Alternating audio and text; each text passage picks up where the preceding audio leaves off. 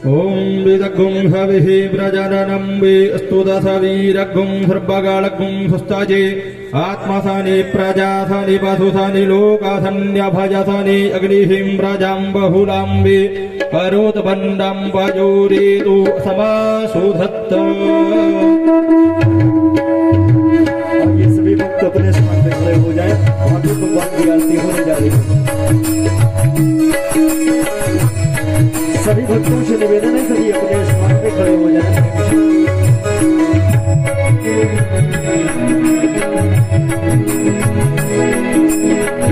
आरती श्री भागवत जी की, आरती श्री भागवत जी की, करत पवित्र भावनाही की, करत पवित्र भावनाही की। श्री नारायण की मुखवाणी, श्री नारायण की मुखवाणी, पढ़ते ब्रह्मा और ब्रह्माणी, पढ़ते ब्रह्मा और ब्रह्माणी। शंकर पार्वती सुखमानी, शंकर पार्वती सुखमानी।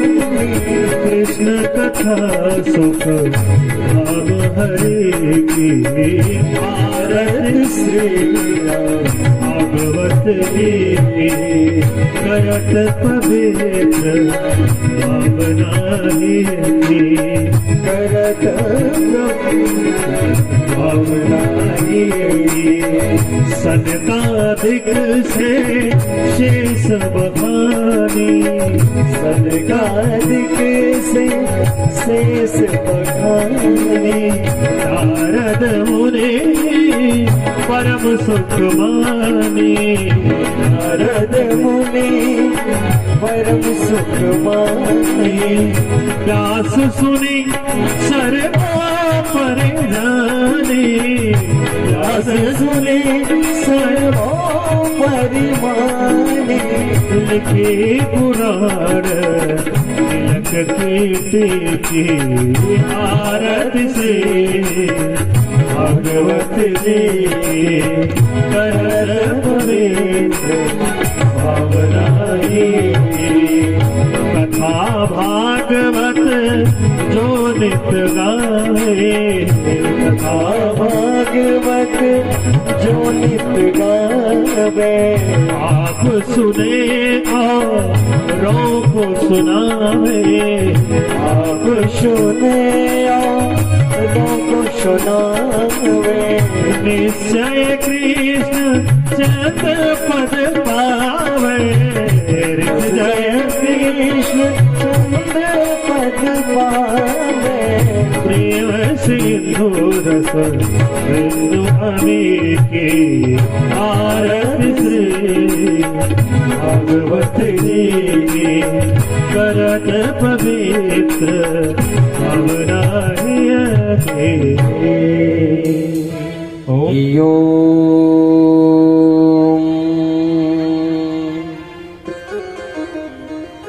स्वस्ति श्री गणेशाय नमः।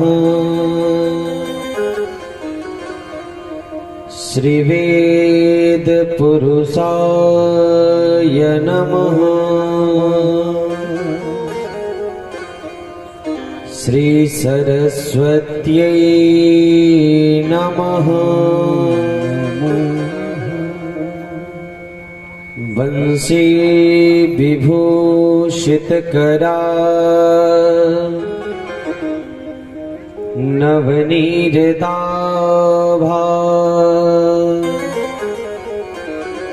पीताम्बरादरुणबिम्ब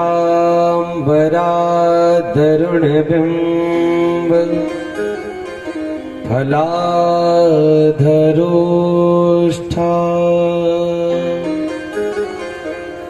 पूर्णेन्दु सुंदर मुखा दरविंद्र नेत्रा। कृष्णात् परं किमपि तत्त्वमहं न जाने नारायणं नमस्कृत्यः नरं चैव नरोत्तमम् देवीं सरस्वतीं व्यासं ततो जयमुदीरये।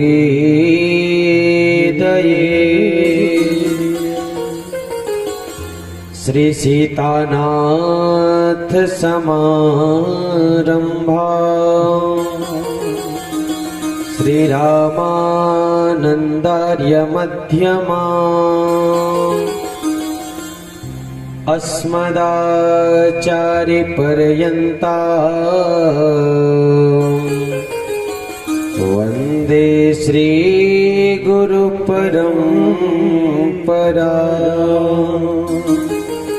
ध्यान मूलं गुरुमूर्तिं पूजा मूलं गुरुपदम् ज्ञान मूलं गुरुवाक्यं मोक्ष मूलं गुरुकृपा।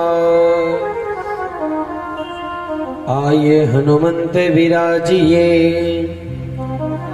कथा करो मति अनुसार निज आसन पर आए के सदा करो कल्याण। श्री राधा मेरी स्वामिनी मैं राधे तिरुदास जन्म जन्म मोहि दीजियो श्री वृंदावन को वास। श्री राधा साध्यम साधनं यस्य राधा मंत्रो राधा मंत्रदात्री च राधा सर्वं राधा जीवनं यस्य राधा राधा राधा वाचकं तस्य शेषम्। बोल वृंदावन बिहारी लाल की जय। श्रीमद् भागवत महापुराण की जय। श्री राधे रानी सरकार की जय। जय जय श्री राधे जय जय श्री राधे जय जय श्री राधे। परम मंगलमय परिपूर्ण परमात्मा अकारण करुणा वरुणालय भक्तवांछा कल्पतरु भगवान श्री राघवेंद्र लाल के चरणों में बारंबार प्रणाम। भगवान श्री बाल कृष्ण लाल की वांगमयी प्रति स्वरूपा श्रीमद् भागवत महापुराण के चरणों में बारंबार प्रणाम करते हुए बारंबार दंडवत करते हुए समस्त संतों एवं महापुरुषों के पावन सानिध्य में एवं श्री हनुमान जी महाराज की भावमयी उपस्थिति में बैठकर आज हम और आप पुनः भगवान की इस मंगलमयी कथा को भागवत की इस ज्ञान गंगा में अवगाहन करने के लिए आज हम और आप पुनः ऐसे पावन तीर्थ में विराजमान है। पावन तीर्थ में बैठ करके हम और आप भगवान की मंगलमयी कथा श्रवण करने जा रहे हैं, क्योंकि जिस स्थान पर भगवान की कथा होती है वह स्थान तीर्थ बन जाता है। इसलिए आज जहां आप बैठे हो यह भी एक तीर्थ है। ऐसे पावन तीर्थ में बैठ करके हम और आप पुनः भगवान की इस मंगलमय कथा का रसास्वादन करने जा रहे हैं। तो आइए प्रतिदिन की भांति कथा श्रवण करने से पहले क्या करना है माता जी? ओ मियाँ, क्या करना है कथा सुनने से पहले? राधे राधे पूरी कथा करनी है। कथा सुनने से पहले हमें अपने मन को पवित्र करना है। हाँ, मन पवित्र होगा तभी न कथा हृदय में विराजमान होगी। तो आइए हम और आप मिलकर के भगवान के नामों का संकीर्तन करके अपने मनवाणी चित्त को पवित्र करें। पुनः सब मिलकर के भगवान के मंगलमय कथा का रसास्वादन करेंगे। आइए सब लोग। मधुरम मधुरम बदनम मधुरम जय हो।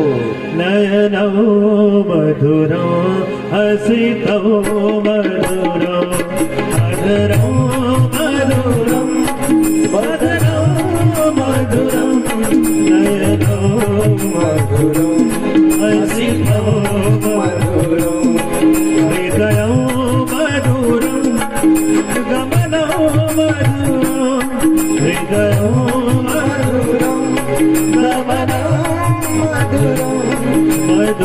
मधुराधिपते मधुरम मधुराधिपते रखिलं मधुरम मधुराधिपते रखिलं मधुरम मधुराधिपते रखिलं मधुरम वचनं मधुरं चरितं मधुरं वसनं मधुरं चरितं मधुरं चरितं मधुरं भ्रमितं मधुरं मधुराधिपते रखिलं मधुरं वेणुं मधुरं रेणुरे मधुरं मणिर्मधुरं पादो मधुरं नीतं मधुरं सख्यं मधुरं मधुराधिपते रखिलं मधुरं मधुराधिपते रखिलं मधुरं मधुराधिपते रखिलं मधुरं।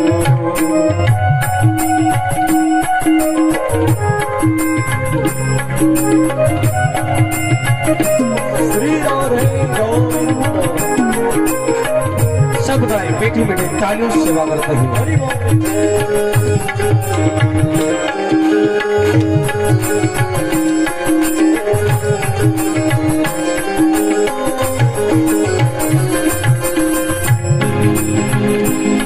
गीतं मधुरं गीतं मधुरं पुष्पं मधुरं रूपं मधुरं रूपं मधुरं तिलकं मधुरं मधुराधिपते रखिलं मधुरं कर्णं मधुरं कर्णं मधुरं कर्णं मधुरं रमणं मधुरं कवितं मधुरं सवितं मधुरं मधुराधिपते रखिलं मधुरं गुलजा मधुरा माला मधुरा गुलजा मधुरा मधुरा यमुना मधुरा नीति मधुरा सलिलं मधुरं कमलं मधुरं मधुराधिपते रखिलं मधुरं मधुराधिपते रखिलं मधुरं मधुराधिपते रखिलं मधुरं। हाथ उठा के मीठी मीठी तालियों से सेवा करते हुए श्री हरि बोल।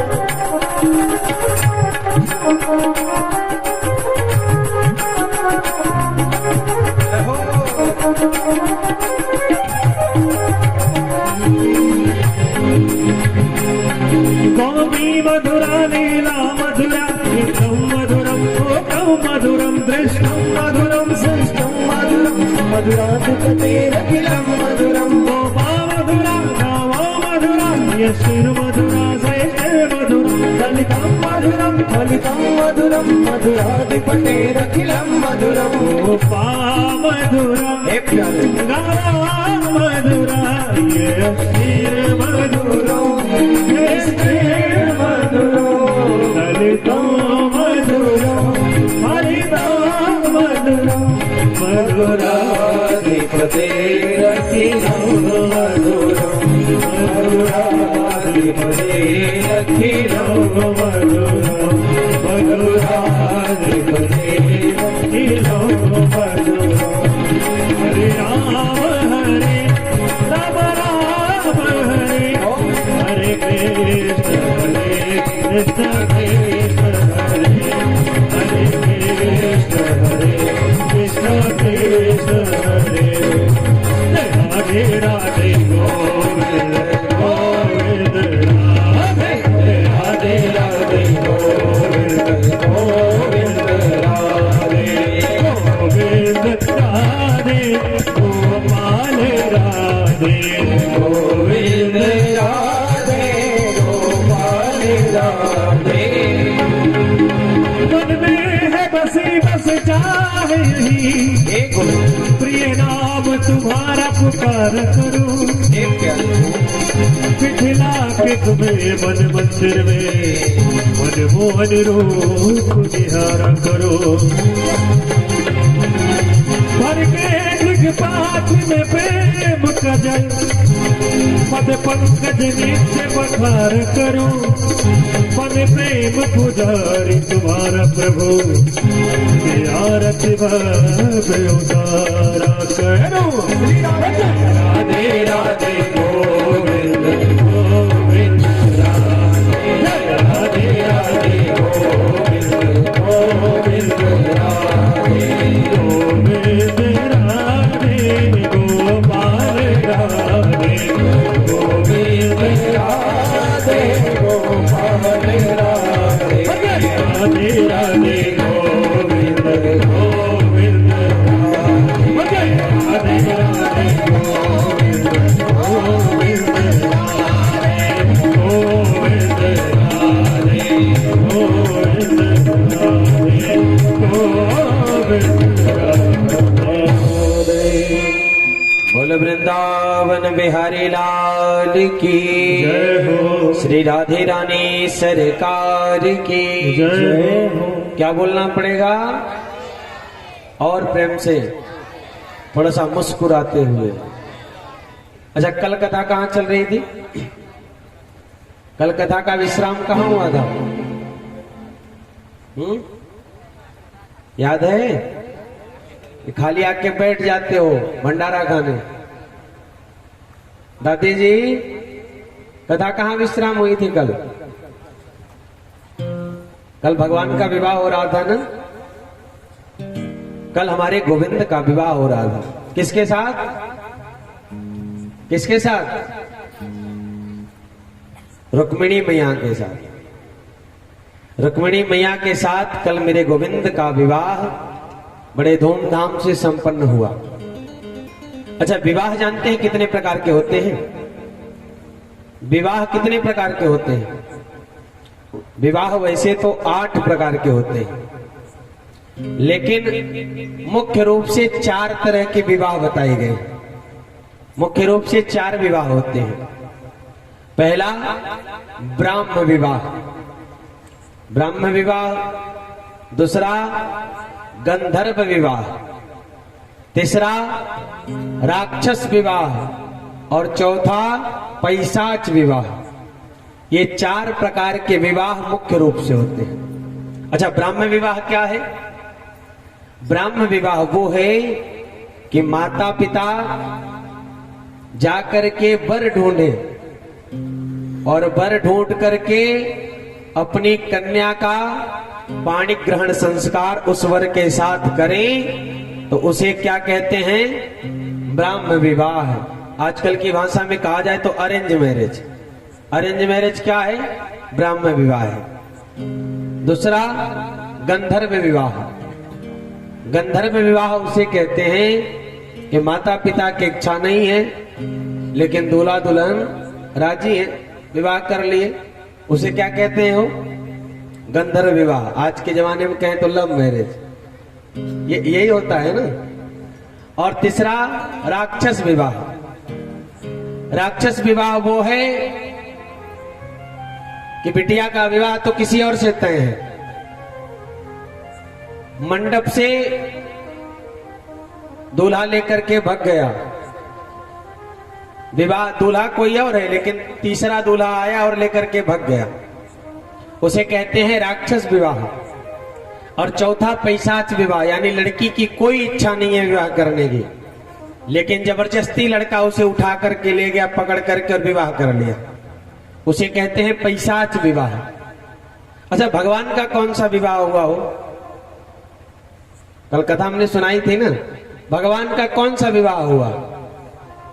ब्राह्म विवाह हुआ कि गंधर्व विवाह हुआ कि राक्षस विवाह हुआ कि पैशाच विवाह? देखिए, सुखदेव भगवान लिखते हैं कि परीक्षित, भगवान का जो है राक्षस विवाह हुआ। देखिए श्लोक में क्या लिखते हैं कि भवान भीष्मक सुताश्च रुक्मिणी रुचिरानना राक्षसेन विधानेन उपयामि इति श्रुतम्। बोले राक्षसेन विधानेन, राक्षस विधान से भगवान का पहला विवाह रुक्मिणी मैया के साथ संपन्न हुआ। बोले रुक्मिणी रमण भगवान की। लेकिन जानते हैं, एक सत्राजित नाम का राजा था, एक सत्राजित नाम का राजा था, और उसके पास समंतक नाम की मणि थी।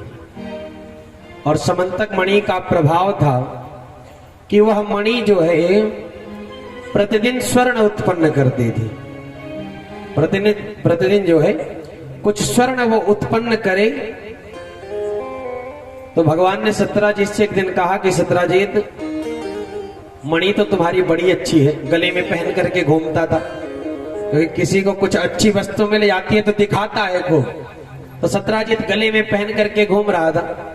तो भगवान ने कहा, सत्राजित एक काम करते, ये मणि तुम मुझे प्रदान कर देते, ये मणि तुम मुझे दे दो, बाकी इससे जो सोना निकला करेगा वह 3 मन सोना प्रतिदिन निकालती थी, 3 मन सोना रोज प्रकट करे। तो भगवान ने कहा, स्वर्ण तुम लेते जाना उठा करके, लेकिन ये मणि अगर तुम मुझे दे दो तो मेरी द्वारिका की थोड़ी शोभा बढ़ जाए।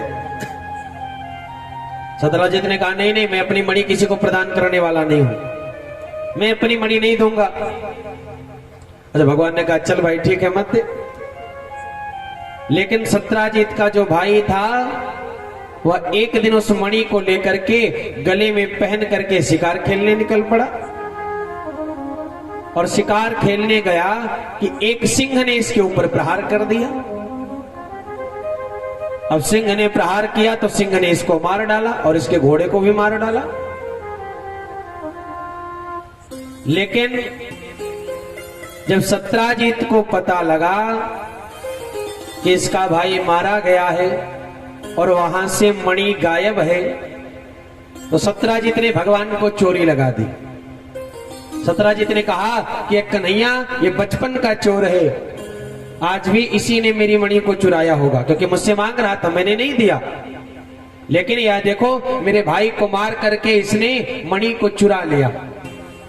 भगवान ने कहा, लो, हमको कलंक लग गया, जो कि किया धरा तो मैंने कुछ भी नहीं है। लेकिन जानते हैं, समाज ऐसा होता है कि अगर कोई गलत व्यक्ति भी एक बार उंगली उठा दे तो लोग मारने को तैयार हो जाते हैं कि हाँ इसने चुराई होगी। समाज में कहने लगा कि हाँ हाँ ये बचपन का चोर है, अरे बचपन में माखन चुराता था, अब मणि चुराना प्रारंभ कर दिया। जब भगवान तक ये बात पहुंची तो भगवान ने कहा, अब इस कलंक को मिटाना तो पड़ेगा। तो मेरे गोविंद उस मणि को ढूंढने के लिए चल पड़े और भगवान उस स्थान पर पहुंचे जहां सत्राजित का भाई मरा था। तो भगवान ने देखा कि सत्राजित का घोड़ा और सत्राजित एक स्थान पे मरा था, वहां से एक सिंह के पांव के निशान थे। तो भगवान सिंह के पांव को देखते हुए कुछ दूर गए तो क्या देख रहे हैं कि वह सिंह भी वहां मरा पड़ा था। लेकिन तब तक भगवान ने देखा कि जहां सिंह मरा था वहां से रीछ के पांव के निशान थे, भालू के पांव के निशान थे। तो भगवान उस पांव को देखते देखते, छाप को देखते देखते आगे बढ़ने लगे।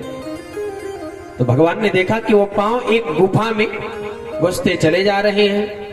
तो भगवान भी उस निशान को देखते देखते गुफा में प्रवेश किए।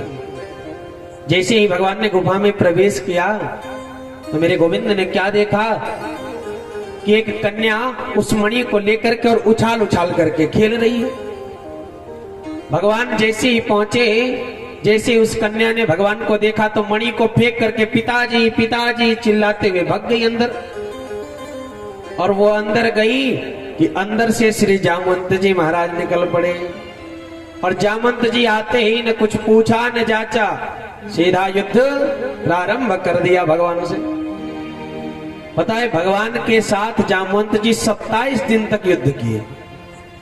और 28वें दिन जब मेरे गोविंद ने नस नस ढीली कर दी जामवंत जी की, तब हाथ जोड़ करके खड़े हो गए। बोले गोविंद, मैं पहचान गया आप कौन हो, क्योंकि किसी में इतना सामर्थ्य नहीं है कि जामवंत को परास्त कर दे।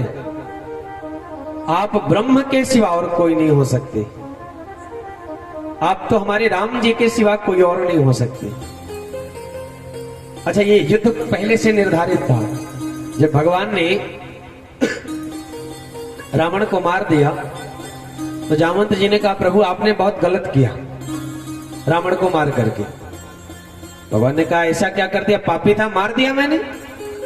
जामवंत जी ने कहा प्रभु वो तो ठीक है, लेकिन रावण ही एक ऐसा योद्धा था जो मुझसे युद्ध कर सकता था, नहीं तो और किसी में सामर्थ्य नहीं है जो मुझसे युद्ध कर सके। मेरे जितना बलवान कोई है नहीं, क्योंकि युद्ध तो बराबर के बलशालियों में होता है। लेकिन जामवंत जी कम बलशाली नहीं थे। बलि बाधत प्रभु बाढ़ हूं सो तनु बरनी न जाए। जब बलि को बांधते समय भगवान विराट स्वरूप धारण किए थे, तो कहते हैं जामवंत जी कि उस समय मैंने जितने क्षण के लिए प्रभु विराट स्वरूप धारण किए थे, उतनी ही देर में मैंने 3 परिक्रमा उनकी लगाई थी।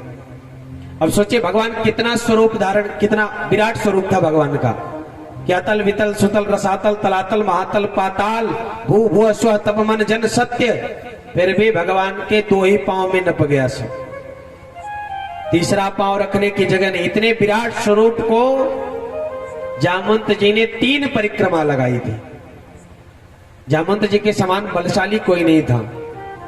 तो जामवंत जी से भगवान ने कहा तो अब क्या चाहते हो। जामवंत जी ने कहा प्रभु हमको भी युद्ध करना है, थोड़ा हमारी भी सर्विसिंग हो जाए। शरीर जो है कई दिनों से जाम हो गया है, युद्ध नहीं हुआ है। तो भगवान ने कहा फिर किससे करोगे। जामवंत जी ने कहा एक आप ही दिख रहे हो हमसे युद्ध करने के लायक, नहीं तो और कोई है नहीं। राम जी ने कहा नहीं नहीं, मैं तो तुमसे युद्ध नहीं कर सकता, क्योंकि मैं मर्यादा पुरुषोत्तम बनकर के आया हूं, और अभी युद्ध करूंगा तो मर्यादा समाप्त हो जाएगी। तुम चिंता न करो, जब कृष्ण बन करके आऊंगा ना, फिर आपके साथ जी भर के युद्ध करूंगा। तो भगवान जामवंत जी की इच्छा को पूर्ण करने के लिए आज मेरे गोविंद ने 28 दिन तक जामवंत जी के साथ युद्ध किया। और 28वें दिन जामवंत जी पहचाने। जामवंत जी ने कहा प्रभु अरे हम चाहते हैं कि एक बार वो रामावतार वाली छवि एक बार दर्शन करा दो ना, एक बार देखना चाहता हूं फिर से आपको मर्यादा पुरुषोत्तम स्वरूप में। तो भगवान कृष्ण ने फिर से राम रूप धारण करके जामवंत जी को दर्शन कराया है। बोल सियावर रामचंद्र की जय हो। अच्छा, अब जामवंत जी हाथ जोड़ करके कहते हैं गोविंद यहां कैसे आपका आगमन हो गया। भगवान ने कहा देखो सत्राजित ने हमको चोरी लगाई है, सत्राजित ने हमको चोरी लगाई है कि मणि में उसका चुरा लिया हूं। उसी मणि को ढूंढते ढूंढते आपके यहां आया हूं और वो मणि आपके यहां दिख गई मुझे। वो मणि में लेने के लिए आया हूं। जामवंत जी ने कहा, गोविंद मेरा आप सर्वस्व ले लें, मैं प्रदान कर सकता हूं, लेकिन हे प्रभु आप मुझे क्षमा करें, मैं आपको मणि नहीं प्रदान कर सकता, वो मणि मैं आपको नहीं दे सकता। भगवान ने कहा, क्यों जामवंत जी, ऐसा क्या हो गया उस मणि में कि आप मुझे नहीं दे सकते? जामवंत जी ने कहा, प्रभु मणि तो है मेरे पास, लेकिन जब मैं उस मणि को लेकर के आया तो वह मणि में अपनी बिटिया को प्रदान कर दिया। वह मणि उठा करके मैं अपनी पुत्री को दे दिया, और पुत्री को दिया गया दान कभी भी वापस नहीं लिया जाता। पुत्री को जो प्रदान कर दो कभी भी वापस नहीं लेना चाहिए। तो जामवंत जी कहते हैं, प्रभु मैंने वो तो अपनी बिटिया को दे दिया, अब उससे मैं कैसे वापस मांगू? भगवान ने कहा कि नहीं, हमको तो मणि चाहिए ही, मणि मुझे लेकर के ही जाना पड़ेगा। जामवंत जी ने कहा, प्रभु एक उपाय है, आप मेरी बिटिया को ही लेते चले जाओ, आप मेरी बिटिया से विवाह कर लो तो दहेज में आपको मणि में प्रदान कर दूंगा, बिटिया भी मणि भी दोनों आप स्वीकार कर लो। तो भगवान ने जामवंत जी की पुत्री जामवंती से दूसरा विवाह संपन्न किया। बोल भक्त वत्सल भगवान की जय हो। ये धूप यहां से हटवा दीजिएगा तो। अच्छा, भगवान अब जामवंती मैया के साथ विवाह करके आए और मणि को ले जाकर के सत्राजित को भगवान ने प्रदान किया बड़ी सभा में कि सत्राजित तुम मुझे चोरी लगा रहे थे ना, ये देखो तुम्हारी मणि जामवंत जी के पास पड़ी थी, लो अपनी मणि रख लो। जामवंत जी के यहां से ला करके मणि भगवान ने प्रदान कर दिया सत्राजित को, और साथ में प्रमाण भी ले आए जामवंती मैया को।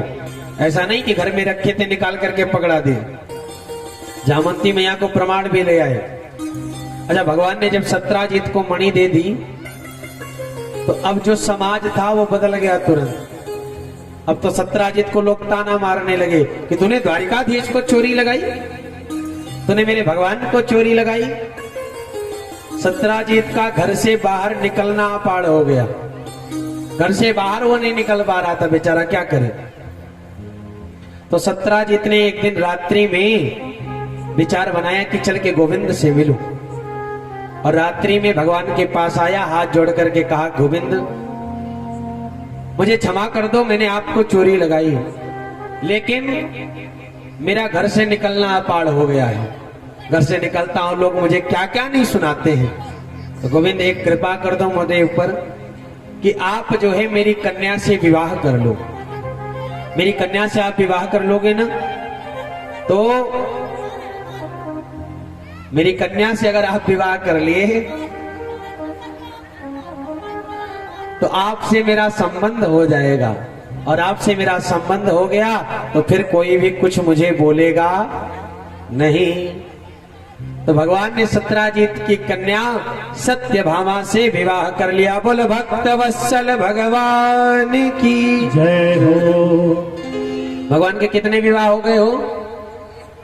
कितने विवाह हो गए भगवान के? पहला रुक्मिणी मैया से, दूसरा जामवंती मैया से, और तीसरा सत्यभामा मैया से। भगवान के 3 विवाह संपन्न हो गए। अच्छा, एक दिन भगवान इंद्रप्रस्थ आए और पांडवों को लेकर के भगवान भ्रमण कर रहे थे। तब तक भगवान ने अर्जुन से कहा कि अर्जुन आओ न, क्यों न थोड़ा सा भ्रमण करके आया जाए।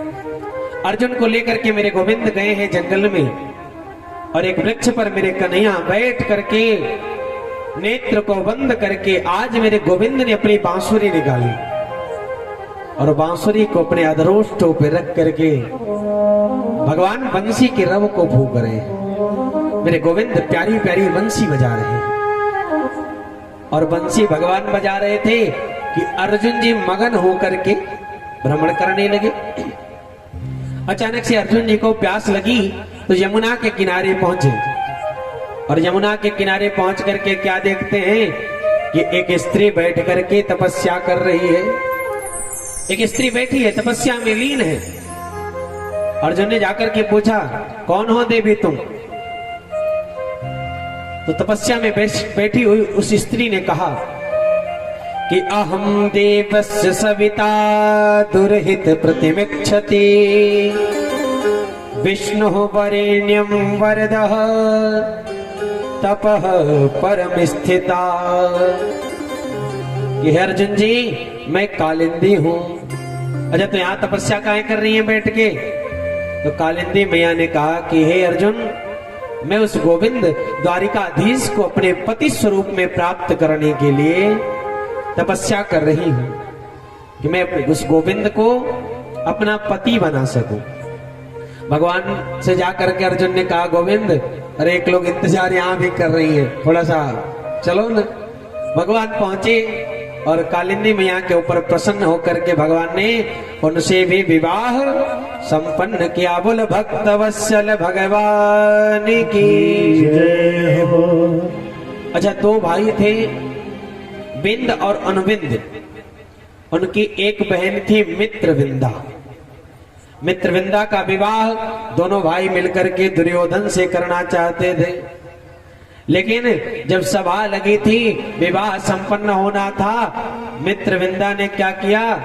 माला उठाई और मेरे गोविंद के गले में पहना दी। कन्हैया के गले में मित्रविंदा ने माला डाल दी। भगवान ने कहा, अब तूने मुझे वरण कर लिया है तो मैं छोड़ने वाला। भगवान हाथ पकड़े और वहां से 9 2 11 हो लिए। भगवान ने एक विवाह मित्रविंदा मैया से संपन्न किया। बाकी जब राजाओं ने युद्ध के लिए ललकारा तो अर्जुन गांडीव लेकर के खड़े हो गए, जिसको युद्ध करना है आ जाओ। और आगे एक नागाजित नाम का राजा था, उसके पास 7 बैल थे। उसका संकल्प था, जो इन 7 बैलों को एक नाथ में नाथ देगा, मैं उसके साथ अपनी कन्या सत्यभामा का विवाह कर दूंगा। जो भी 7 बैलों को एक नाथ में नाथेगा, मैं अपनी बिटिया सत्यभामा का विवाह उसके साथ संपन्न कर दूंगा। तो भगवान पहुंचे और एक ही बार में मेरे गोविंद ने 7 स्वरूप बनाया है और बैल को नाथ करके भगवान सत्यभामा मैया से विवाह करके द्वारिकाधीश चले आए। बोल भक्त वत्सल भगवान की जय हो। कितने विवाह हो गए भगवान के? कितने हुए? 5 विवाह। 5 विवाह मेरे भगवान के संपन्न हो गए। एक सुतकीर्ति नाम की मैया थी, तो भगवान से बड़ा प्रेम करती थी। वो चाहती थी गोविंद जो है हमारे निकट बने रहे, तो उन्होंने अपनी बिटिया भद्रा का विवाह भगवान से रचा दिया। बोले जब गोविंद हमारे दामाद बन जाएंगे तो हमारे घर आना जाना प्रभु का लगा रहेगा। तो अपनी बिटिया भद्रा का विवाह इन्होंने संपन्न करा दिया। और एक जगह भगवान स्वयंवर में गए थे, लक्ष्य को भेदन करके मेरे गोविंद ने लक्ष्मणा मैया से विवाह संपन्न किया। बोल भक्त वत्सल भगवान की जय हो। कितने विवाह हो गए भगवान के? 8 विवाह। टोटल मेरे प्रभु के 8 विवाह संपन्न हो गए। सुखदेव बाबा कहते हैं, परीक्षित 16,100 विवाह मेरे कन्हैया के एक लग्न में एक दिन में ही संपन्न हुए थे। एक दिन में कितने विवाह? 16,100। परीक्षित ने कहा, महाराज 16,100 विवाह मेरे प्रभु का कैसे संपन्न हुआ, कृपा करके आप बताएं। तो कहते हैं सुखदेव भगवान के, परीक्षित एक भौमासुर नाम का दैत्य था। भौमासुर नाम के दैत्य जो था, वह चाहता था कि 21,000 कन्याओं के साथ मैं विवाह करूं एक लगन में। कितनी कन्याओं के साथ? 21,000। तो अभी 16,100 ही इकट्ठा हो पाई थी, क्योंकि जिस राज्य पर आक्रमण करता उस राज्य की सभी कन्याओं को उठा लाता और ला करके कारागार में बंद कर देता। तो भगवान को मालूम पड़ा कि उसके कारागार में बहुत सारी कन्याएं बंदी बन करके हैं, तो मेरे गोविंद ने सत्यभामा मैया को साथ में लिया और चल पड़े उस भौमासुर का वध करने के लिए। भौमासुर राजा बहुत बलशाली था, छोटा मोटा बहुत कम बलशाली नहीं था, बहुत बलशाली था। मेरे प्रभु गरुड़ पे बैठ करके और सत्यभामा मैया को लेकर के पहुंचे हैं। दरवाजे पे एक मूर नाम का दैत्य मिला। भगवान ने मोर नाम के दैत्य का वध किया तो भगवान का नाम मुरारी पड़ गया। बोल मुरारी भगवान की जय हो। भगवान पहुंचे और भौमासुर का वध करके मेरे गोविंद ने 16,100 कन्याओं को कारागार से छुड़ाया। लेकिन जब 16,100 कन्याएं कारागार से छूटी तो छूटते ही उन लोगों ने रोना प्रारंभ कर दिया। सब रो रही हैं। भगवान ने कहा देवी जी अब क्या दिक्कत है? अरे अब तो आपको राक्षस के चंगुल से छुड़ा भी दिया मैंने, अब क्यों रो रही हैं? कन्याओं ने कहा गोविंद इसी का तो रोना है। आपने आखिरकार क्यों छुड़ाया उसके कारागार से हमें? क्यों, क्या हो गया? अच्छा प्रभु आपने छुड़ा तो दिया, लेकिन अब बताओ हम जाएं कहां? अब तो हमारे पास एक ही ऑप्शन दिखाई पड़ रहा है कि समुद्र में जाकर के और अपने प्राणों का परित्याग कर दें, मर जाएं। क्यों? बोलिए अब तो हम अपने घर नहीं जा सकती ना, घर अपने कैसे जा सकती हैं? और वैसे भी इतने वर्ष एक राक्षस के यहाँ रहने के बाद अब कौन हमें स्वीकार करेगा, हमें अब कौन ग्रहण करेगा? इससे अच्छा तो था कि कम से कम उसके साथ ही जीवन निर्वाह हो जाता, भले ही राक्षस था। लेकिन आपने छुड़ा करके इतनी भारी गलती कर दी कि अब मुझे प्राण परित्याग ही करना पड़ेगा। भगवान ने कहा चिंता न करो। अरे जिसको संसार वाले ठुकरा देते हैं ना, उसको अपनाने के लिए गोविंद सदैव खड़ा रहता है। जिसको संसार ठुकरा दे उसे है गोविंद या कन्हैया अवश्य अपना लेता है। तुम चिंता न करो, चलो मेरे साथ। और भगवान सभी कन्याओं को लेकर के आए। 16,100 विवाह भगवान के एक लग्न में पूर्ण होने जा रहे हैं, एक लग्न में संपन्न होने जा रहे हैं। आइए हम लोग भी भगवान के विवाह में चले। 8 विवाह तो हो गए, 16,100 विवाह होने जा रहे हैं, तो थोड़ा धूमधाम से विवाह मना लिया जाए। आइए सब लोग मिलकर के बोल बाके बिहारी लाल की जय हो। प्रभु जी आयो है सखी, मैं करूँ रोहा, लोग जाने मैं मोती चुनूं, मैं तो झुक झुक के परिवार। मेरी सखी मंगल गौरी,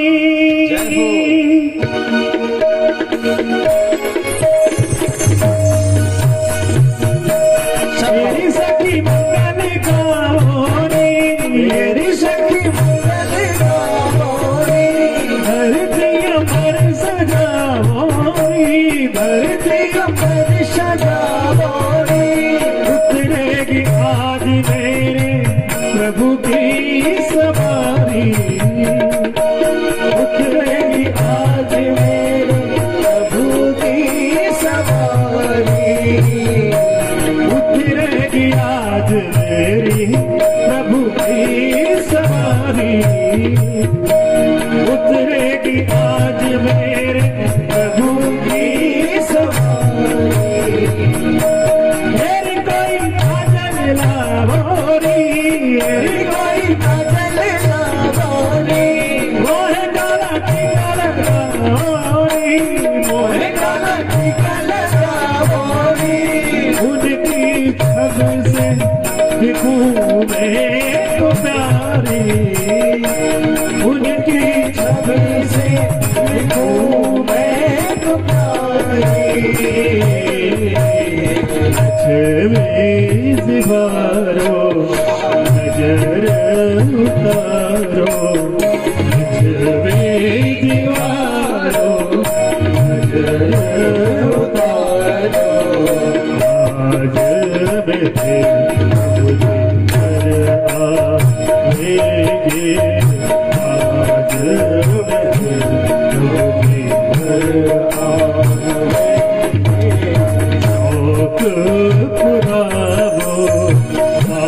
तीर गावो लोक पुरावो तीर गावो आज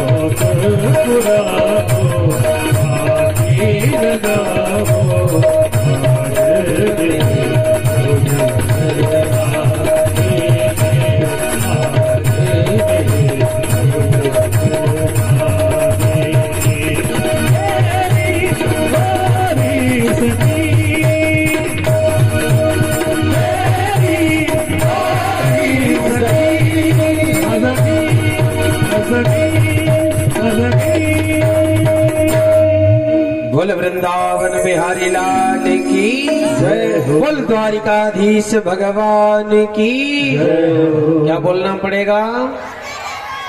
और प्रेम से मुस्कुराते हुए। तो भगवान के कितने विवाह हो गए? 16,108। 8 पहले हुए थे ना, टोटल कितने हो गए? 16,108 विवाह। भगवान की कितनी पत्नियां हैं? 16,108। अब कल से कोई ये मत कहने लगना कि महाराज जी हम 2-4 ठो कर लें तो कोई दिक्कत है, हैं? क्योंकि परमात्मा कुछ भी कर सकते हैं। देखिए, हम और आप भगवान की बराबरी नहीं कर सकते, क्योंकि वह जगदीश्वर है, वह ब्रह्म है, और ब्रह्म का एक कण भी हम और आप नहीं। वह अथाह समुद्र है, और उस समुद्र की एक बूंद भी हम और आप नहीं। लेकिन आजकल के लोग कहते हैं महाराज जी, अरे भोलेनाथ भांग पीते थे तो हम भी भांग पी ले तो क्या दिक्कत है कि नहीं। जो थोड़ा सा विषयों में लिपटे हैं, जैसे जो दारू पीते हैं, भांग खाते हैं, तो वो लोग से अगर बोल दो आप कि भैया ये गलत है, भांग नहीं खाना चाहिए, गांजा नहीं पीना चाहिए, कहेंगे महाराज जी भोलेनाथ का ये तो प्रसाद है। क्यों प्रधान जी? गांजा पीने वाले को अगर आप बोल दो कि ये गलत है, फेफड़े खराब हो जाएंगे, मर जाओगे, कैंसर हो जाएगा, कहेगा महाराज जी ये तो भोलेनाथ का प्रसाद है, भोलेनाथ भी पीते थे। भोलेनाथ जो करते हैं वो आप नहीं कर सकते। परमात्मा जो करता है, हम में सामर्थ्य नहीं है कि हम वो कर सके। अरे भोलेनाथ तो विष भी पीते थे, थोड़ा सा वो भी ट्राई करके देखो एक बार, बहुत ज्यादा नहीं, थोड़ा सा ही, पता लग जाएगा क्या सामर्थ्यता है आपकी। देखिए परमात्मा सामर्थ्यवान है, और सामर्थ्यवान व्यक्ति जब कोई कर्म करता है तो उसे किसी प्रकार का दोष नहीं लगता है। लेकिन साधारण जीव जब वही कार्य करता है तो उसे तुरंत दोष लग जाता है। गोस्वामी जी ने लिखा ना कि समर्थ को नहीं दोष गोसाई, सामर्थ्यवान को दोष नहीं लगता। अब आप ऐसे समझ लो कि आप जो है एक गिलास पानी रखे हो ठंडा ठंडा पीने के लिए, आपके पास एक गिलास पानी है ठंडा ठंडा पीने के लिए, और उसी पानी में 2 ठो मक्खी गिर जाएं, तो आप क्या करोगे? उस जल को पियोगे? कितने लोग पिएंगे हो? एक गिलास पानी रखे हो पीने के लिए, उसी में 2-3 ठो मक्खी गिर जाएं, कितने लोग पियोगे? हाथ उठाना जरा तो। कोई नहीं पिएगा, है कि नहीं? पानी को उठा करके और आप फेंक देंगे। लेकिन वही बढ़िया काजू किशमिश पीस के और 1 गिलास मलाई मार के दूध रखा हो और उसमें 2-4 ठो मक्खी गिर जाए तो क्या करोगे? दूध को फेंकोगे कि मक्खी को निकाल के फेंकोगे? हैं? मेरे हिसाब से तो मक्खी को निकाल के लोग बाहर कर देंगे और दूध पी जाएंगे, है कि नहीं? क्यों? जल को आपने क्यों फेंक दिया, दूध को क्यों नहीं फेंका? क्योंकि दूध में वो सामर्थ्य है कि उस मक्खी के दोष को छिपा सके, लेकिन जल में वो सामर्थ्य नहीं कि मक्खी के दोष को छिपा सके। अच्छा मान ले रहा हूं कि आपने दूध भी फेंक दिया, लेकिन दूसरा दृष्टांत, आप नलका से पानी भर रहे हो नहाने के लिए और उसी बाल्टी में 8-10 ठो मेढक आकर के कूदने लगे, उस जल से नहाओगे? कितने लोग नहाएंगे उस जल से? हैं? कोई नहीं नहाएगा। लेकिन गंगा जी में हम आप जाते हैं, हजारों पशु मरे हुए बह रहे हैं, हजारों सब बह रही है, लेकिन उसी में हर हर गंगे करके डुबकी लगाते हैं, है कि नहीं? आपके यहां से तो गंगा मैया पास पड़ती है, प्रयागराज कुंभ के मेले में जाकर के देखो, हजारों पशु बह रहे होंगे, लेकिन करोड़ों लोग हर हर गंगे स्नान करने में लगे रहते हैं। क्यों? क्योंकि गंगा मैया में वो सामर्थ्य है कि उस दोष को छिपा सके, लेकिन बाल्टी के उस जल में सामर्थ्य नहीं कि उस मेढक के दोष को छिपा सके। इसलिए गोस्वामी जी ने कहा कि समर्थ को नहीं दोष गोसाई। भगवान के अंदर है सामर्थ्य कि वह 16,108 पत्नियों का भरण पोषण कर लेते हैं। यहाँ तो लोगों की एक पत्नी पालने में जो है हालत खराब हो जाती है। गृहस्थ आता कहता महाराज जी परिवार पालना बहुत बड़ी बात होती है, बड़ा कष्ट होता है, गृह कार्य नाना जंजाला, एक पत्नी में यह हालत हो जाती है। लेकिन भगवान 16,108 पत्नियों के साथ रहते हैं। अच्छा जानते हैं भगवान की हर एक पत्नी से 10-10 बेटा और 11-11 बिटिया हुई।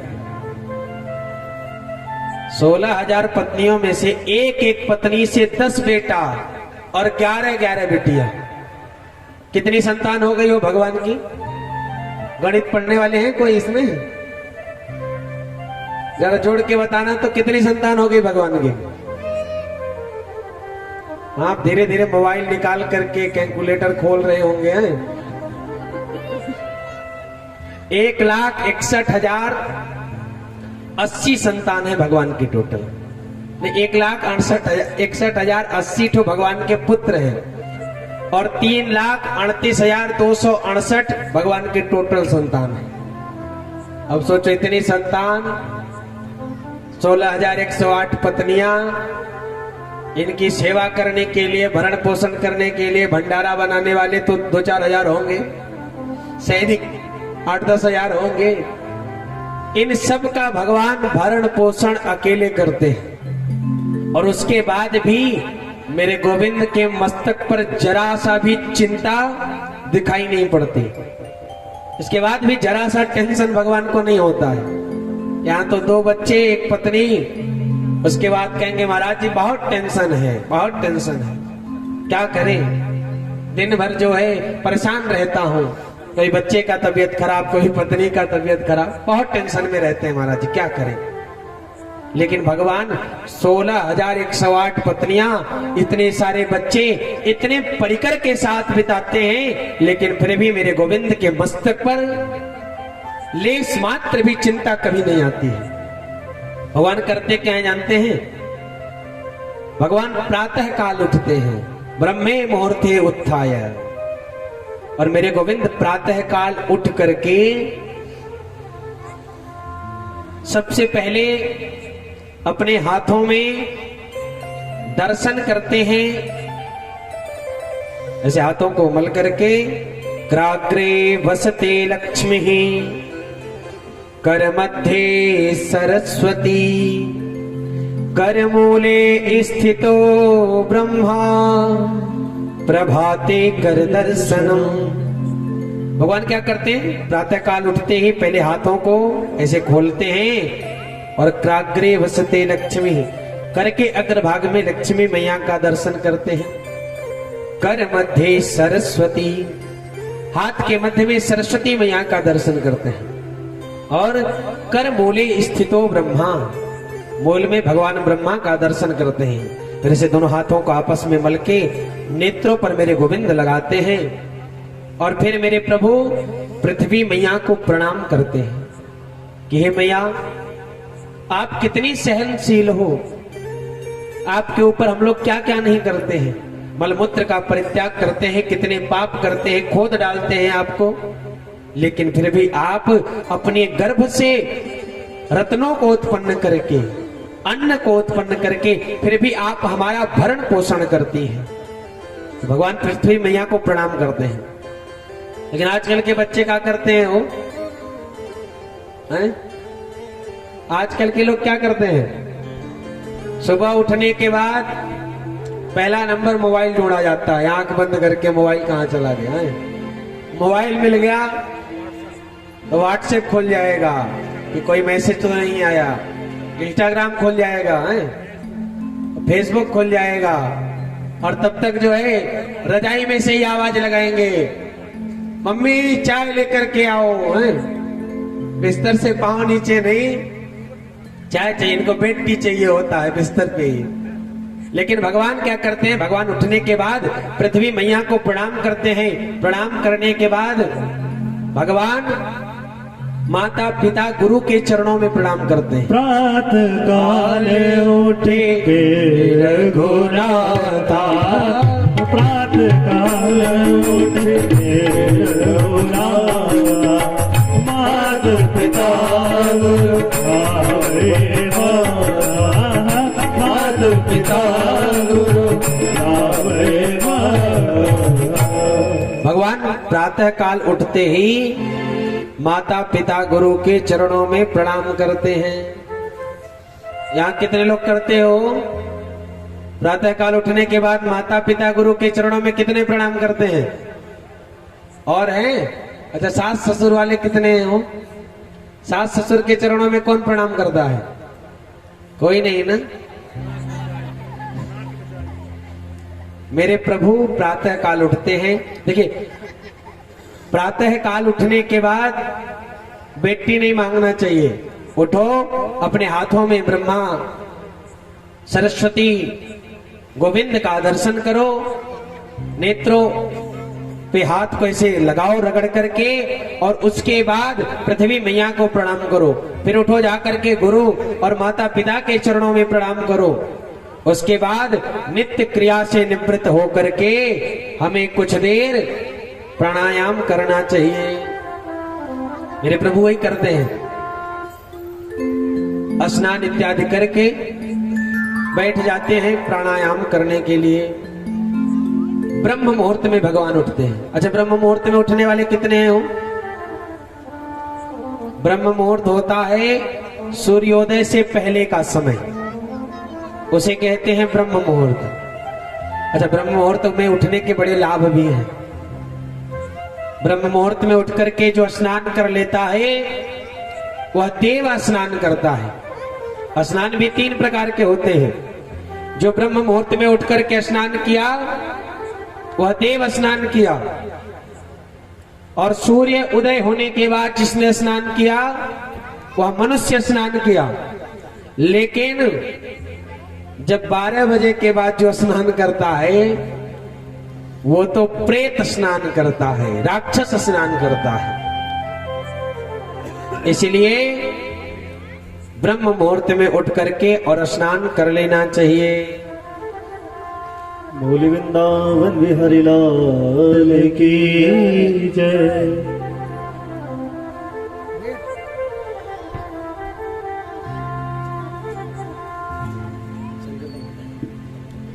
मधुर मधुर नाम सीताराम सीताराम, मधुर मधुर नाम सीताराम सीताराम, मधुर मधुर नाम राधे श्याम राधे श्याम, मधुर मधुर नाम राधे श्याम राधे श्याम, मधुर मधुर नाम सीताराम सीताराम, मधुर मधुर नाम सीताराम सीताराम, मधुर मधुर नाम सीताराम सीताराम, मधुर मधुर नाम सीताराम सीताराम, मधुर मधुर नाम सीताराम सीताराम, मधुर मधुर नाम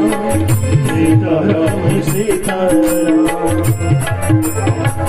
एक आस राम जी दूसरी आस छोड़ दे, एक आस राम जी दूसरी आस छोड़ दे, एक नाता राम जी से दूसरी नाता तोड़ दे, एक नाता राम जी से दूसरी नाता छोड़ दे, दूसरी नाता छोड़ दे, मधुर मधुर सीताराम सीताराम, मधुर मधुर सीताराम सीताराम, मधुर मधुर सीताराम सीताराम।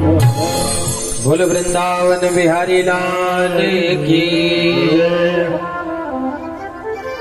तो भगवान की तरह हमें भी प्रातः काल उठना चाहिए, और प्रातः काल उठ करके माता पिता गुरु के चरणों में हमें आप भी को भी प्रणाम करना चाहिए। कितने करेंगे हो आज से? जो नहीं करते हैं आज से स्टार्ट कर दो ना। कितने लोग प्रातः काल उठने के बाद माता पिता के चरणों में प्रणाम करेंगे? और सास ससुर के भी चरणों में कितने लोग प्रणाम करेंगे? कोई नहीं हो? अरे कर लिया करो। अभिवादन शीलस्य नित्यम वृद्धोपसेविनः चत्वारि तानि वर्धन्ते आयुर्विद्या यशो बलम। वृद्धों के चरणों में प्रणाम करने से हमारे जीवन में 4 चीजें बढ़ती हैं, आयु, विद्या, यश और बल।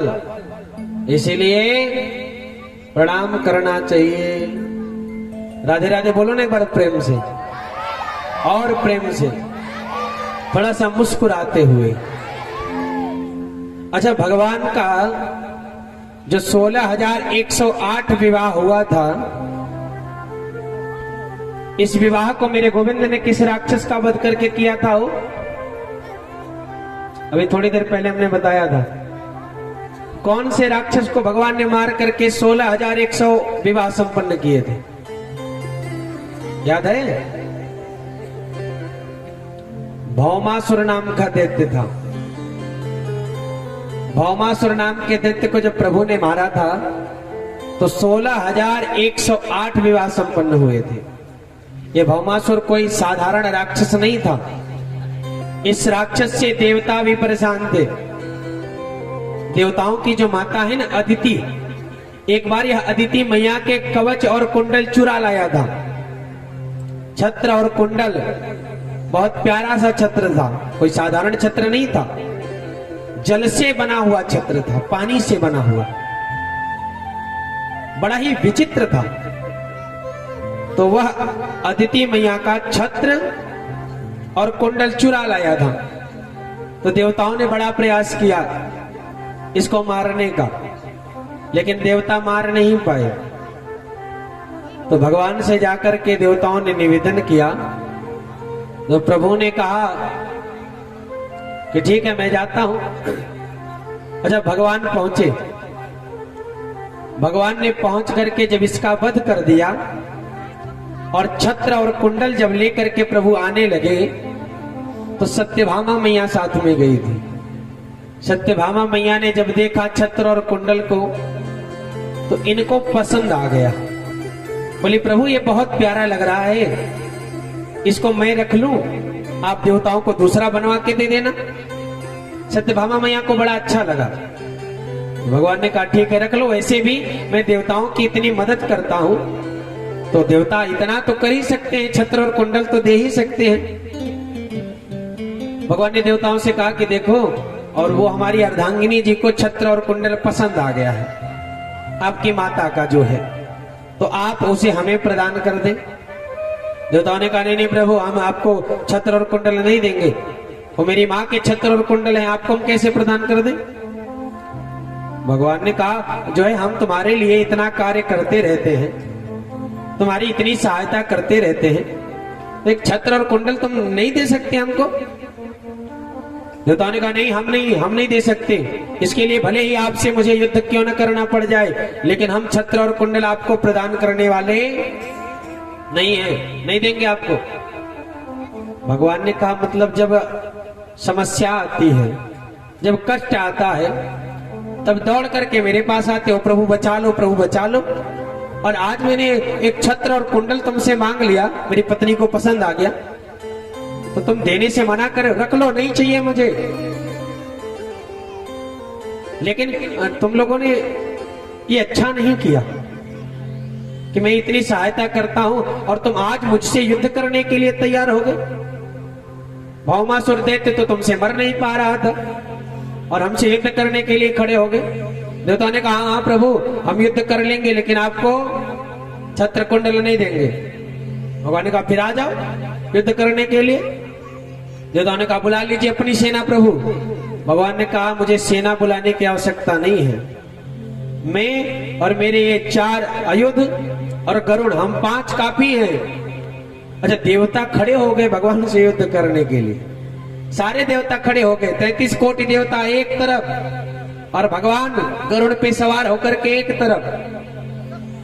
लेकिन इंद्र बड़ा चालाक है। इंद्र ने सोचा अगर गरुड़ एक बार पंख ऐसे फैला दे ना तो हम कहां उड़ के जाएंगे, कोई भरोसा नहीं है। गरुड़ से ही हम नहीं जीत सकते तो भगवान से क्या जीतेंगे। लेकिन तब तक इंद्र ने हाथ जोड़ करके और सुरभि मैया का ध्यान किया, क्योंकि इंद्र ने इससे पहले एक सुरभि यज्ञ किया था, तो उसमें गौ माता प्रकट हुई थी। बोले इंद्र क्या चाहते हो? तो इंद्र ने कहा जब आपकी कभी आवश्यकता पड़ेगी तो मैं याद करूंगा। तो तुरंत इसने हाथ जोड़ करके और सुरभि मैया को याद किया कि हे मां रक्षा करो। तब तक जो है करोड़ों गौ माता देवताओं के आगे खड़ी हो गई। भगवान ने हाथ जोड़ करके कहा गौ माता जी, अरे आपका आगमन कहां हो गया? गौ माता ने कहा प्रभु मैंने इंद्र को वचन दिया था कि जब मेरी कभी आवश्यकता लगे तो मुझे बुला लेना। तो आज इसने याद किया है आपसे रक्षा करने के लिए। प्रभु, आपको इंद्र से युद्ध करने से पहले मुझसे युद्ध करना पड़ेगा। भगवान ने कहा नाना, ये तो मुझसे कभी नहीं होने वाला। अरे मेरा नाम गोपाल पड़ा है, मैं गायों का पालन करता हूं और मैं ऐसी गौ माता के ऊपर शस्त्र उठाऊं, मैं अपनी हार भले स्वीकार कर लूंगा, लेकिन मैं जो है कभी भी गौ माता के लिए शस्त्र नहीं उठाऊंगा। कभी भी शस्त्र नहीं उठा सकता गौ माता के लिए। प्रभु अपना पराजय स्वीकार करके छत्र और कुंडल वापस कर दिए और भगवान वहां से जाने लगे। लेकिन गरुड़ से ये बात हजम नहीं हुई। गरुड़ को बड़ा क्रोध आया कि भगवान जो है गौ माता से इतना प्रेम करते हैं, इतनी समय समय पर इनकी रक्षा करते हैं, और ये आज इनके खिलाफ ही युद्ध करने के लिए खड़ी हो गई। साथ देना चाहिए और युद्ध इनके विपरीत खड़ी हो गई। तो गरुड़ जी जब वहां से उड़े तो क्रोध में थे, तो जोर से पंख फैला करके उड़े और इतना वेग था उनके पंख में कि गौ माता धड़ाम से पृथ्वी पर गिर पड़ी। और गौ माता जब पृथ्वी पर गिरी तो उनको चोट लग गई। चोट लगी और रक्त निकलने लगा। पता है वह रक्त की बूंद जब वहां से गिरी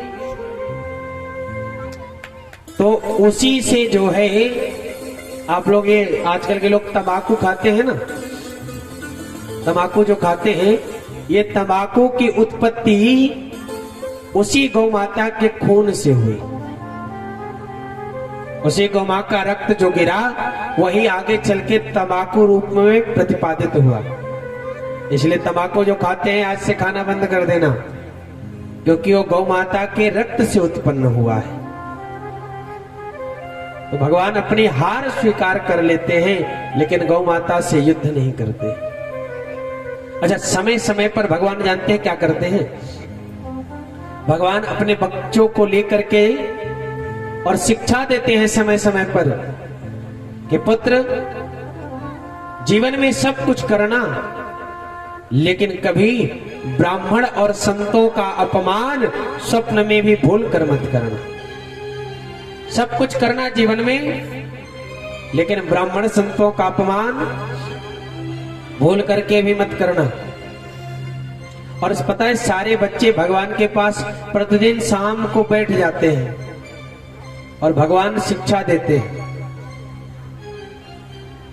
जितने नाती हैं भगवान के, जितने पोते हैं भगवान के पुत्र, सबको बैठ करके भगवान शिक्षा देते हैं। लेकिन आजकल के बच्चे हो, कितने लोग हो शाम को बैठते हैं माता पिता के पास शिक्षा लेने के लिए? दादा दादी के पास कितने लोग बैठते हैं 2 मिनट कि कुछ शिक्षा मिले? देखिए आजकल के बहुत कम ही बच्चे हैं जो माता पिता से सीखने के लिए कुछ उनके पास बैठते हैं। ये तो वार्ताम रक्षति कोपि न गे, माता पिता से किसी प्रकार की बातचीत नहीं की जाती आज के समय में। माता पिता को, बुढ़े लोगों को लोग क्या समझते हैं? मूर्ख समझते हैं। बोले आज तो डिजिटल जमाना है, माता पिता तो मूर्ख हैं, क्या जाने पुराने जमाने के हैं लोग। लेकिन मेरे भैया, जो ज्ञान वृद्धों के पास होता है, जो ज्ञान बुजुर्गों के पास होता है, वह ज्ञान आप दुनिया में कहीं ढूंढो मिलने वाला नहीं है। किसी किताब में आपको ज्ञान नहीं मिलेगा वो जो माता पिता और बुजुर्ग बता देंगे आपको। वो ज्ञान मिलेगा तो सिर्फ और सिर्फ बुजुर्गों के सानिध्य में, माता पिता के सानिध्य में। आजकल बालक सोचता है कि हर चीज हम गूगल पे ढूंढ लेंगे। गूगल बाबा हर चीज नहीं बताएंगे। माता पिता के पास अनुभव होता है, वृद्धों के पास अनुभव होता है, और जब आप उस अनुभव को ग्रहण करते हैं, आप कुछ न करिए, खाली शाम के समय अपने माता पिता के पास, वृद्धों के पास थोड़ी देर अवश्य बैठिए। और उस थोड़ी देर में ना वृद्ध लोग कभी कभी ऐसा ज्ञान दे देते हैं जो आप जिंदगी में कहीं भी और कभी भी पाओगे नहीं। ऐसा ऐसा ज्ञान आपको मिल जाएगा। जानते हैं एक गांव में एक बार आग लग गई थी। एक गांव में एक बार आग लगी और उस आग में जलने वाले 2 व्यक्ति थे खाली। पूरा गांव तो भग गया, लेकिन जलने वाले कितने थे? 2 व्यक्ति थे। एक अंधा व्यक्ति था, वो देख नहीं सकता था, जिधर आग लगे उधर ही दौड़ करके जाता था, उधर ही आग में जाए। और एक लंगड़ा था, वह देख तो सकता था कि आग किधर लगी है, लेकिन उसके पास पांव नहीं था कि उठ करके भाग करके जाए। दोनों जलने के लिए मजबूर थे। तो लंगड़े ने अंधे से कहा कि भैया अगर तुम मुझे अपने कंधे पे बिठा ले तो पांव तो तेरे होंगे और नेत्र मेरे होंगे, तो हम दोनों इस आग में जलने से बच जाएंगे। अंधे ने वही किया, उस लंगड़े को अपने कंधे पर बिठा लिया। नेत्र थे लंगड़े के और पांव थे अंधे के, तो दोनों उस अग्नि से जलने से बच गए, बाहर निकल गए। आजकल की स्थिति भी वही है। अंधी है जवानी और लंगड़ा है बुढ़ापा। अंधी है जवानी, वो देखती नहीं कब मैं क्या कर रहा हूं, और लंगड़ा है बुढ़ापा।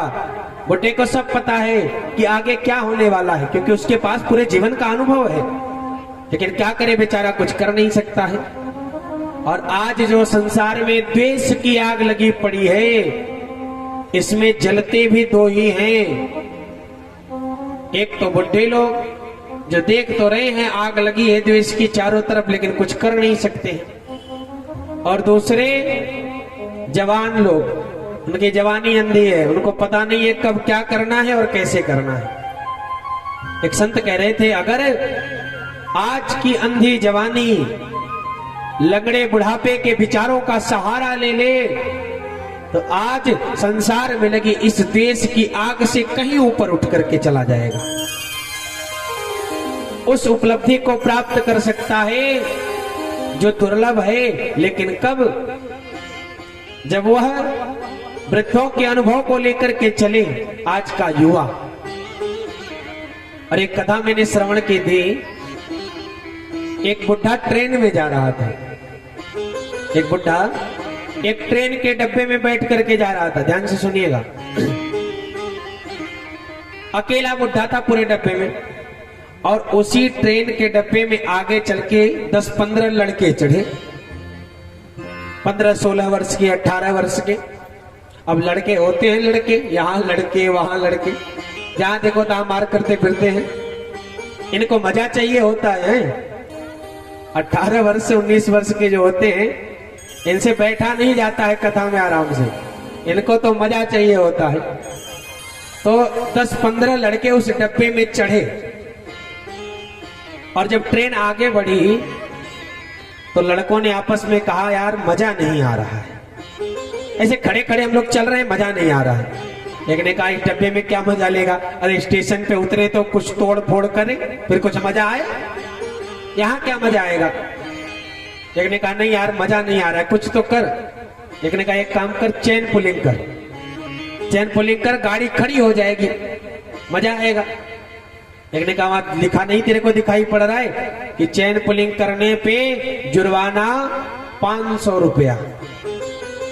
उसने कहा, पागल है, हम लोग इतने सारे 15 लोग हैं, 500 रुपया जुर्माना नहीं इकट्ठा कर सकते हैं, लाओ सब लोग 100-100 रुपए दो, जुर्माना इकट्ठा हो जाएगा। सबने 100-100 रुपया निकाल के दिया। जो मेन लड़का था उसकी जेब में 1500 रुपए रखे गए, लेकिन पैसा आते ही उसने कहा, हम इन पैसों में से एक पैसा भी कहीं जाने नहीं देंगे, 1 रुपया भी जुर्माना नहीं देंगे। कैसे नहीं दोगे, टीटी आएगा तो, पुलिस वाले आएंगे तो, सीआरपीएफ वाले। इसने कहा, चैन पुलिंग करेंगे हम और लगा देंगे इस बुढ़े को। बुढ़ा बेचारा उसी डब्बे में बैठा था। इसने कहा हाथ जोड़ करके, रे भैया क्षमा कर दो, और हमको काहे लगा दोगे, हमारे पास पैसे भी नहीं है कि हम आप दे सके, जुर्माना भर सके। एक ने कहा, ये गिड़गिड़ाएगा, रोएगा, बड़ा मजा आएगा, खींचो चैन पुलिंग करो। चैन पुलिंग कर दिया गया, गाड़ी खड़ी हो गई, और तब तक जो है पुलिस वाले आ गए, चेन पुलिंग किया, चेन पुलिंग किया। किसने किया? और सारे लड़कों ने मिलकर के, सर इस बुढ़े ने चेन पुलिंग किया है, इस बुढ़े ने चेन पुलिंग किया है। पुलिस वाले पहुंचे, क्यों शर्म नहीं आती, इतने बड़े हो गए चेन पुलिंग करते हो? बुढ़े ने हाथ जोड़ करके कहा, क्या करूं साहब, करना पड़ा, ऐसी मजबूरी थी हमारी, करना पड़ा। क्या मजबूरी थी? बुढ़े ने कहा, हमारे पास 1500 रुपए थे, इन लड़कों ने मिलकर के हमारे पैसे को छीन लिया और उसकी जेब में इन लोगों ने रखा है। बुढ़े के सामने ही पैसा रखा गया था। कहा, इन लोगों ने मिलकर के 1500 रुपए मेरे छीन लिए, सब 100-100 की नोट है, देख लो न विश्वास पड़े। और उसके जेब से पुलिस वालों ने निकाला तो सब 100-100 की नोट और 1500 रुपए करेक्ट। पुलिस वाले ने उस 1500 रुपए को उठा करके बुढ़े को पकड़ा है, बोला बाबूजी आप अपना रखो, और इन बच्चों को मारते हुए ट्रेन से उतारा। अच्छा, बच्चे जब जाने लगे तो ऐसे घूर करके देखे बुढ़े को। बुढ़े ने दाढ़ी पे हाथ फेरते हुए बोला, ये दाढ़ी ऐसे ही पक करके सफेद नहीं हुई है, बहुत देखे हैं तुम्हारे जैसे को बहुत देखा है। तो वृद्धों के पास बड़ा अनुभव होता है, लेकिन कभी शांति से उनके सानिध्य में बैठो, कभी उनसे शिक्षा ग्रहण करो, तब न समझ में आएगा। लेकिन हम तो सोचते हैं कि हर चीज गूगल पे मिल जाएगी। क्यों भैया? हर चीज गूगल पे मिलने वाली नहीं है, क्योंकि अनुभव हमें मिलेगा तो सिर्फ और सिर्फ वृद्धों के सानिध्य से। अनुभव मिलेगा तो सिर्फ और सिर्फ हमें बुजुर्गों के सानिध्य में। भगवान सभी बच्चों को बैठा करके रोज शिक्षा देते हैं कि कभी भी संत का अपमान स्वप्न में भी नहीं करना चाहिए। स्वप्न में भूल करके भी कभी संत महापुरुषों का अपमान ना करना बच्चों। और भगवान कहते हैं, देखो हर व्यक्ति के ऊपर 3 ऋण होते हैं। हमारे और आपके ऊपर कितने ऋण होते हैं? 3 ऋण होते हैं। सबसे पहला देव ऋण, देवताओं का ऋण हमारे ऊपर होता है। सूर्य भगवान हमें प्रकाश दे रहे हैं, उनका ऋण है ना हमारे ऊपर। दूसरा ऋण बोले मातृ ऋण, माता का ऋण हमारे ऊपर होता है। तीसरा ऋण बोले ऋषि ऋण, ऋषियों का ऋण हमारे ऊपर भी होता है। देखो, देव ऋण समाप्त करने के लिए, देव ऋण से उद्धृण होने के लिए हमें यज्ञ करना चाहिए। देव ऋण से उद्धृण होने के लिए क्या करना चाहिए? यज्ञ करना चाहिए। यज्ञ करने से हम देव ऋण से उद्धृण हो सकते हैं। ऋषि ऋण से उद्धृण होने के लिए संत महापुरुषों की सेवा करनी चाहिए, सत्संग करना चाहिए। लेकिन मातृ ऋण से उद्धृण होने के लिए कोई उपाय नहीं है। ऐसा कोई कार्य ही नहीं है जो करके हम मां का ऋण से उद्धृण हो सके, क्योंकि मां जितना हमारे ऊपर कृपा की है ना, ऐसी कोई वस्तु नहीं है कि हम दे करके उसके ऋण से उद्धृण हो जाए। है कोई वस्तु बनी है? मां जितना वात्सल्य करती है हमारे ऊपर, मां जितना प्रेम करती है, उतना कभी कोई कर भी नहीं सकता। सब ऋणों से उद्धृण होने का एक उपाय है, लेकिन मात्र ऋण होने से उद्धृण होने से कोई भी उपाय नहीं है कि आप मात्र ऋण से उद्धृण हो जाएं। एक बार जानते हैं, एक बालक ने कहा कि मैं देव ऋण से उद्धृण हो गया, ऋषि ऋण से उद्धृण हो गया, मात्र ऋण से भी मैं उद्धृण होना चाहता हूं। मात्र ऋण से भी मैं उद्धृण होना चाहता हूं, क्या करूं? मां के पास आकर के बोला, मां बताओ ना, मात्र ऋण से उद्धृण होने के लिए मैं क्या करूं? क्या करूं कि तुम्हारे ऋण से मैं उद्धृण हो जाऊं? मां ने कहा, बेटा आज तक कोई मात्र ऋण से उद्धृण नहीं हो पाया। भगवान स्वयं मात्र ऋण से उद्धृण नहीं हो पाए तो तुम क्या उद्धृण होगे? क्योंकि जो मां तुम्हें 9 महीने गर्भ में रखती है, तुम्हारे सारे दुखों को सहन करती है, उस माँ का ऋण तुम कैसे चुकाओगे? नहीं चुका सकते। उसने कहा नहीं नहीं, कोई तो उपाय होगा मात्र ऋण चुकाने का, कोई तो उपाय होगा। माँ ने कहा बेटा मात्र ऋण चुकाना चाहते हो, एक काम करो, आज रात्रि तुम मेरे पास सो जाओ, आज रात्रि तुम मेरे साथ ही सो। उसने कहा ये तो बढ़िया है, एक रात्रि माँ के पास सोने से मैं मात्र ऋण से उत्तीर्ण हो जाऊंगा, कितना अच्छा है। बोला ठीक है। माँ के बिस्तर के पास, उसी बिस्तर पे ये भी जाकर के लेट गया। अच्छा जब ये लेटा रात्रि में ना, तो पता है माँ ने कहा बेटा, जब इसको थोड़ी सी नींद आने लगी, माँ ने जगाया, ओ बेटा टिंटू उठो, टिंटू उठो, क्या हुआ? प्यास लगी है, जरा पानी पिला दे ना। उठ करके गया, एक गिलास पानी लेकर के आया। माँ ने एक घूंट पानी पिया और जहां टिंटू सोया था उसी जगह पे पूरा पानी लुढ़का दिया। ये क्या कर दिया माँ? पानी गिरा दिया, बिस्तर गीला कर दिया, कैसे सोऊंगा मैं? मैंने कहा बेटा गलती से गिर गया, आई एम सॉरी, गलती से गिर गया मुझसे। अच्छा ठीक, फिर किसी तरह गमछा इत्यादि रख के फिर बेचारा लेट। लेकिन फिर जैसे इसको नींद आई, माँ ने फिर जगाया, टिंटू, ओ बेटा टिंटू, क्या हुआ? अब पानी पिला देना, प्यास लग रही है।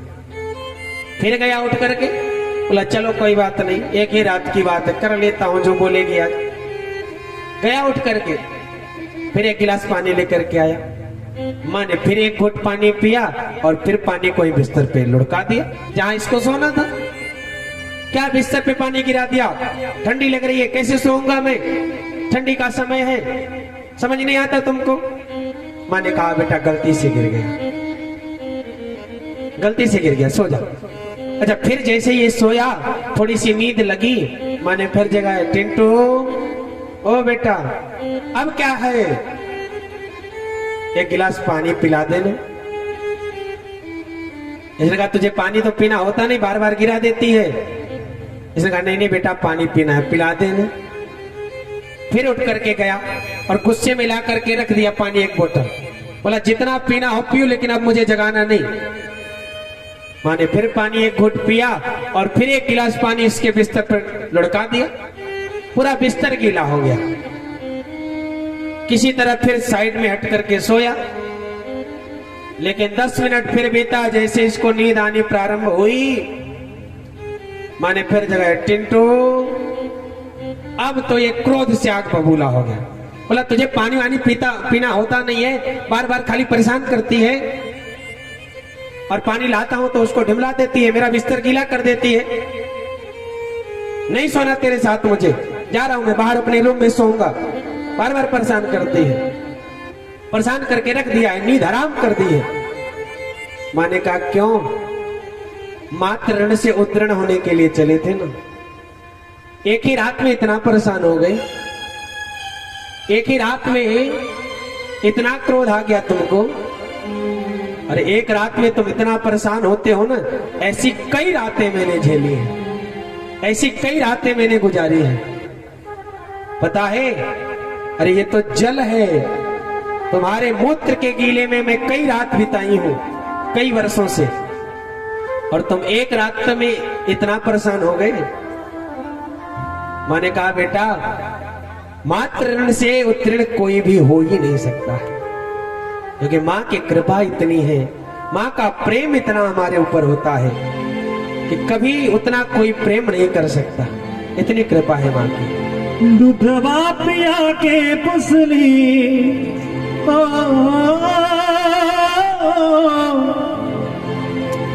दूधवा पिया के पुसली, देह सुकुमार बाई जैसन हो के करे दुनिया में बाई जैसन हो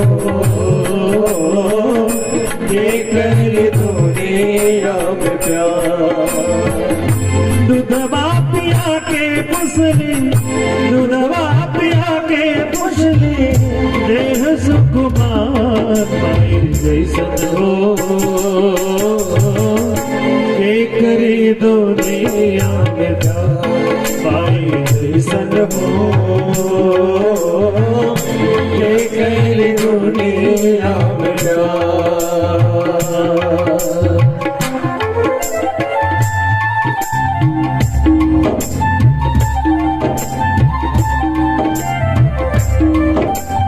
एक गोविंद